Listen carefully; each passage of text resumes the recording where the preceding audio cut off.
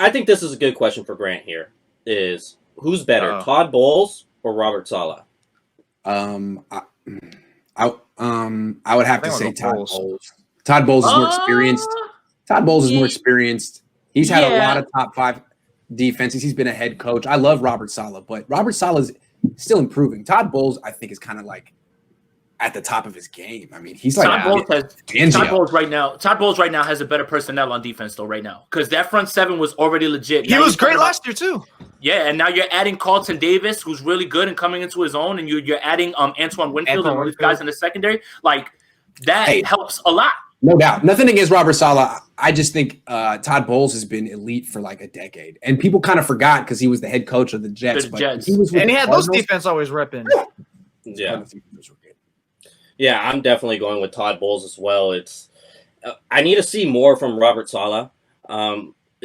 As far as like mixing up the coverage, it's kind of too easy when you're playing against these elite quarterbacks like Aaron Rodgers, Russell Wilson. As far as when you don't have a pass rush. When you don't have a pass rush, it is way too easy for them to figure out and know what defense you're playing in.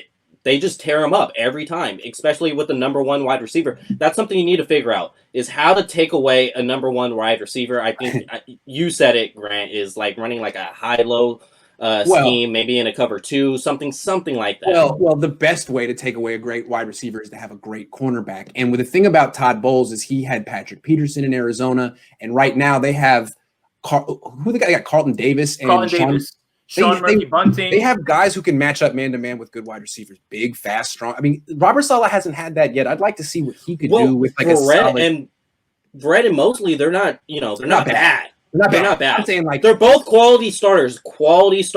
They are. But I'm talking like guys who can actually match up with elite wide receivers and hold their own. Like a guy that you can just say, hey, well, you got DeAndre Hopkins. Well, great. I have Jalen Ramsey. Let's go to work. He's never had that. I mean, he had Richard Sherman. He had old Richard Sherman, which was good. But I'd like to see Robert Saleh with what Todd Bowles has. I mean, it's really nice to have a shutdown corner. Three games come to mind when we talk about wide receivers. Number 1, DeAndre Hopkins in week 1, Julio Jones last year, and now this week again with Devontae Adams, right? And DK Metcalf as well, too. Cool. Like it's like, dude, number 1 receivers chew this team up when you have no sort of pass rush. That's it, man. Like, and guess what, Jason? And they got Michael Thomas and Stephon Diggs down the road. Serviceable. Yeah, Michael Thomas is probably playing this week, and so is Emmanuel Sanders as well, too. So, Godspeed, guys. You're going to have to cover a lot of turf. Akello Witherspoon is the highest pick they've spent on a cornerback since like 2002, something like that. Can't wait to see him flourish in Cleveland. Well, since we're talking about corners, since we're talking about corners, I just want to throw this out there. Everyone wants to say that Jimmy Garoppolo, if he leaves 49ers, is kind of suited for New England since they have no quarterback, right? And he still calls Bill Belichick coach and calls Shanahan Kyle. Okay. He does. That was a tale and a half. I gotta say, that was like a guy at the poker table being like, "Oh yeah, yeah." And it seems like New England wants to get off of Stephon Gilmore. It seems that way. Put his house on the market. Just reading in between the lines. Would you be opposed of the 49ers swapping Garoppolo for Gilmore? He said since we're talking about corners. I would not be opposed. Hell no.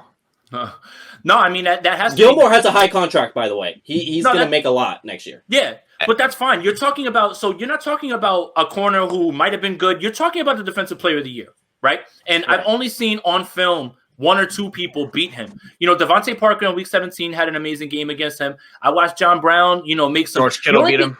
George Kittle beat him, but the only thing that he really struggles with is corner routes. That's where DK beat him in the Seattle game as well. Like, if it's a 7 or if it's an 8 route, then he has issues with that. But straight line routes and comebacks and all that, Gilmore's got that covered, like, completely. So, like, I'm not opposed to that at all because Stephon Gilmore gives you what we thought we had for a few weeks with Verrett, somebody who can lock down the entire side of the field.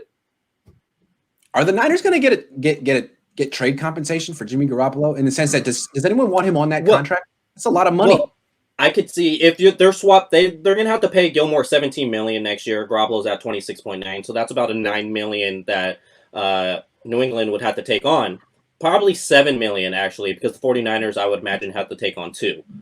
And then so you're talking about $7 million. If the 49ers throw in they have 3/5. If they throw in an extra 5th in there and maybe like a future 5th as well. I think New England might be intrigued.